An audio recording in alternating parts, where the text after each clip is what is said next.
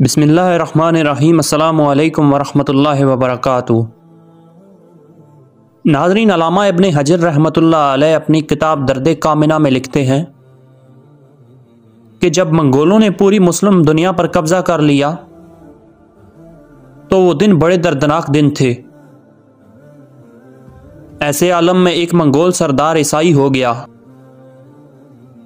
इस खुशी में एक बहुत बड़ा जलसा किया गया जिसमें ईसाई पादरी भी शामिल हुए। अल्लामा इब्न हजर लिखते हैं कि इस मुनक्कद किए हुए जलसे में एक बदबख्त ईसाई पादरी ने दरीदा ज़हनी करते हुए रसूलुल्लाह सल्लल्लाहु अलैहि वसल्लम की शान में गुस्ताखी की तो पास बंधा हुआ एक कुत्ता जो जोश में आ गया और जोर जोर से बोलने लगा। जलसे में मौजूद लोगों ने पादरी से कहा कि तू चूंकि मुसलमानों के नबी के खिलाफ बोला है इसलिए ये कुत्ता गैरत में जोर जोर से बोल रहा है। पादरी ने जवाब दिया कि नहीं नहीं, ये वैसे ही बड़ा गैरतमंद है। चूंकि मैंने हाथ से इसकी तरफ इशारा किया तो ये समझा कि मुझे मारने लगा है, इस वजह से ये गैरत में आया और भौंका।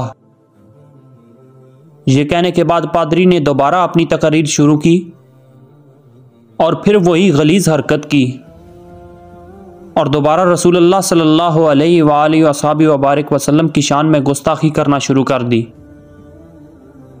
नाज़रीन, अल्लामा इब्न हजर रहमतुल्लाह अलैह लिखते हैं कि इस बार कुत्ता एकदम रस्सा तोड़कर पादरी पर झपटा और शेर की तरह इस पर हमला आवर हुआ और अपने दांत पादरी की गर्दन में गाड़ दिए और तब तक गाड़े रखे जब तक पादरी मर ना गया।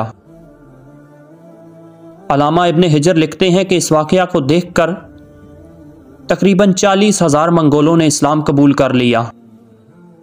नाज़रीन, इस रवायत से मालूम होता है कि अगर ज़ुबान वाले, कानों वाले और हाथ वाले दीन का काम नहीं करते तो अल्लाह ताला चाहे तो एक कुत्ते से भी दीन का काम ले सकता है, मगर वो अपने हबीब सल्लल्लाहु अलैहि वसल्लम की गुस्ताखी बर्दाश्त नहीं करता। नाज़रीन, अगर आपको हमारी ये वीडियो पसंद आई हो तो वीडियो को लाइक और चैनल को सब्सक्राइब ज़रूर से कर देना।